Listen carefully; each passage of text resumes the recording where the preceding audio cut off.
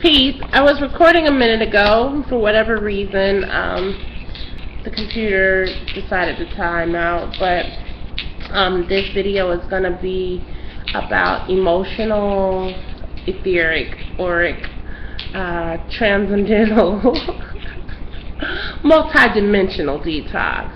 A goddess this morning made a post, Aquarius Maximus, on Facebook about a lot of women, and I'm also smudging us and clearing us since there seems to be some energetic turbulence, and I'll clear that up right now while I make this video. But anyway, and I'm also using my Qigong balls, I think that's the way you say it. So you'll hear that tune, which is good for us. It's definitely good for me. You probably hear it in the background, the chime, which is a tuner as well. With that being said, I wanted to talk about this because she said that a lot of women are suicidal right now, and I've been talking to people who have been feeling very crazy. And also, I'm sure women aren't the only beings, because I feel things. I can feel different people going through different things. And even me myself, the last few months, last few weeks have been very intense energetically. You know, we call for ascension and change and evolution and expansion, and it sounds pretty, but we forget the destructive process of it. That it is like a big bang, a million explosions on a cellular, cosmic, universal level within ourselves, and it can be trying at times. It can be very, very uncomfortable. So with that being said, you know, I wanted to speak on that. I'm not an astrologer, let me say that, but I am an intuitive empath. I'm also a grid worker, and I just know what I know sometimes. I don't study astrology. Astrology is a science that must be studied, and I'm grateful for those who do. There are some beautiful people who really know the breakdown. But I can tell you this, that there are 7 planets in retrograde. 6 or 7, it was 7, keeps fluctuating. And with each of these planets, each planet represents different aspects of self. And so when these planets go on, like for instance, Mercury deals with traveling, communication, contracts, things of that nature. I think Mars deals with, I don't know, but I know when Mars is tripping, you can be angry a lot. It's a fiery planet, I think. But don't get me to line, because just not my gift, like I said. But what I can say is, it is definitely a recipe for detox. And it's clearing on multiple levels. Because when energy, when planets go on a retrograde, each of those things that it represents, it calls you to look back on past relationships, past situations. Like Venus in retrograde is making us face reality. We're coming out of the illusion, and it does deal with emotional matters, heart matters, relational matters. Even in our relationships, we're not allowed to kind of fool ourselves the way we usually are able to in certain aspects. And anybody who's ever done a fast or a detox, as soon as you start fasting and detoxing, your cells immediately begin to cry out. I also assist with cellular transfiguration. When I work with clients, I'm working with them on a multi-dimensional level, and I think that sometimes we do not understand how much our cells have a mind of their own. They have been programmed to function a certain way. And, you know, that's just like in a computer. If you have certain software, it won't matter what commands you put in if it is hardwired to respond a certain way. It just won't work.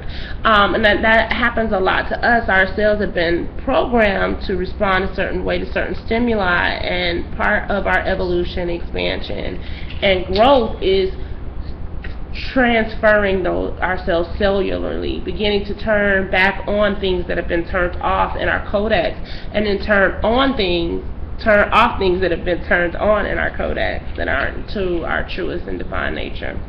With that being said, anybody who's done a detox, you crave more, you get eruptions on your face, on your skin, your belly responds differently. Sometimes you have to use the bathroom more, you're peeing all the time, or you're feeling bloated, you need more water, you may need more rest. Well, the same thing happens when we are having the kind of downloads that we're having right now on a cosmic level. You may need more rest. You may feel overwhelmed. You are dealing with 6 planets in retrograde, at least 6 planets in retrograde. That means you are having to face things that you've probably spent most of your life avoiding. That will make you feel suicidal within itself. That can, I won't say that will. That will not make you feel suicidal. It can make you, I dropped my ball. Where's my ball? Come back, ball. Y'all know how I am. I'm like a kid, so I'm not going to be able to go forward until I got my ball. Yay, all is well. Balls are wonderful. But anyway, with that being said, we're having to face things in this nation, in this world, in ourselves on multiple levels, and it's an uncomfortable time for almost every being on this planet. I'm sure the animals and trees feel it, I'm sure the earth feels it. Like we're not exempt because we're all connected. So one of the things that I really want to encourage you to do is take time for self. Understand that it's temporal. These fluctuations will come. It's just like with the fast, Some people say if you get past day 3, you'll be fine. Day 3 of detoxing, or the first week, you'll be fine. It's just like with running or jogging or exercising. You have these thresholds that you hit. And if you quit before the threshold, your body will let you quit. But if you go past that threshold, you find that you could go a lot further than your body and mind thought it could. And our body wants to stay, and our cells want to stay with what's familiar and comfortable, just like we do sometimes. We can be rebellious to new information and an expansion of ideas when we first hear it. So our body responds the same way when we're in these different spaces of coming back into our truest nature of who we really and truly are. This video is really just to say, stand, rest, drink water, cry, pout, find someone to talk to. And what is upsetting, we don't want to stay on supposedly negative topics because some people will consider this negative, but I think we need to talk about what people are dealing with, very real people are dealing with, very divine people are dealing with on a regular basis. And when we feel like we can't talk about it, it creates shame and humiliation and guilt, which intensifies our depression or our anxiety, or our feelings of low self-esteem, self-inadequacy. It makes it hard for us to accept ourselves because, we may be listening to the teacher or the guru who's saying all is well and everything is fine, and we're like, no, I'm on my edge and the ledge and I want to jump. And so I think we need to have discourse about these things. If nothing else, at least open up the doorway for people to feel comfortable to say, hey, I'm having a really bad time. First of all, starseeds, most people who are cosmically inclined go through a lot of suicidal ideation because they want to go back to where they come from. They don't feel like they belong in this earth and on this planet. Now, we came here for assignment, so I want you to understand that you're here. You're right exactly where you need to be. You're right where you called yourself to be, and this world needs you, and you need you. You need this experience. You came here for you. What you do for the world is a bonus. It's just kind of how wonderful the universe is. Like what the tree does for the earth, it does for itself. It's living and thriving. It's for it first, and it just ends up taking care of so many other things in the process of being exactly who it is. So I want you to understand that you are exactly who you are and who you need to be, and that you are perfect. We have to redefine what we think perfect is. You know, that's why I love cricket trees. Cricket trees make me happy because cricket trees show me that they've been through something that made them have to change their roots of growth in order to get the sun that it needed. And that's how we have to be sometimes. We have to be willing to bend to get the sun that we need, to get the love that we need from within ourselves. I don't mean that you need to become somebody else for someone to love you, but I'm saying, like, sometimes we're not even willing to ask for what we need. We're not even willing to approach topics that say where we really are, and that may be the bend that you need to do. You may need to be more flexible. If you can't be supported by people, it's going to be very hard for you to be supported by the universe, because the universe is going to support you through people 9 times out of 10. I mean, you have your ancestral support, your spiritual support, and they're going to move on people to bless you in the physical, because they're not in the physical. So their blessings are spiritual. So you need physical things to give you the manifestation of what you're putting in the spirit. And that's another thing. We call for these things that we say that we want, but we don't count the cost. That's why I love that scripture. Count the cost. You say you want to follow me, count the cost. You say you want expansion, count the cost. You say you want to be a great guru, healer, teacher, preacher, thinker. You want to be a seer. Like I tell people, be careful what you ask for, because to truly walk an integral, loving walk in this kind of awareness, to be a priest, to be a priestess, to be a healer, which we're not healers of anyone but ourselves. We just create healing space for other people to remember that they are well. But that's another whole discussion. But you know, we like to call ourselves healers, and people like to call us healers, and that's cool. We can be that. My point being is, count the cost. Be slow to ask for these things. People will look at you and say, I wish I could know what people are feeling like you do. No, no, no, no, no. No, you don't. No, you don't. No, you don't. You don't even want to deal with your own feelings. So imagine trying to deal with your feelings and the planet's feelings and dimensional feelings and ancestral feelings and plant and ground feelings, like going in certain areas where things that have been really atrocious have happened on the earth and pain is caught there. You may want to just work on your feelings first and then grow into that. I always meet people because they say, well, I wish I could do what you do, you know, or they want the gifts because they're wanting to win someone's approval, or you know, get paid. And let me just say, this job can sometimes not be very paying, because people feel like they don't want to pay you for your spiritual awareness. They don't want to pay you for your time. They feel like you got a gift, so you should give it. And they're right, but Georgia Power wants money. So I'm going to need y'all to understand that it costs. My time costs.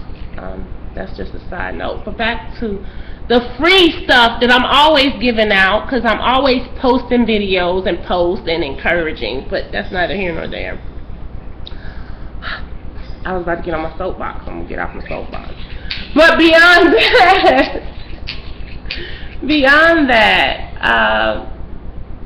I want us to be there for each other, and I want us to be there for ourselves, and I just want you to know that you're not alone if you're feeling like you're ready to leave the planet, if you're feeling a sense of hopelessness or overwhelming, because when you are called to look at that many aspects of yourself at once, it can be overwhelming. I remember when I first started my therapeutic journey, and I was about 3 months in, and, you know, of course I was under the illusion that, you know, it would only take me 1 or 2 sessions to get my mind right. Yeah. And so when I was on month 3, I was just so discouraged. I was like, oh my God, this is month 3. I'm so messed up, you know. And I was like, I think I was better before when I wasn't working on this stuff, because I was detoxing emotionally. I was facing things were coming up. Okay, I'll give you a prime example. This might be nasty to some of y'all, but get over it. It's life.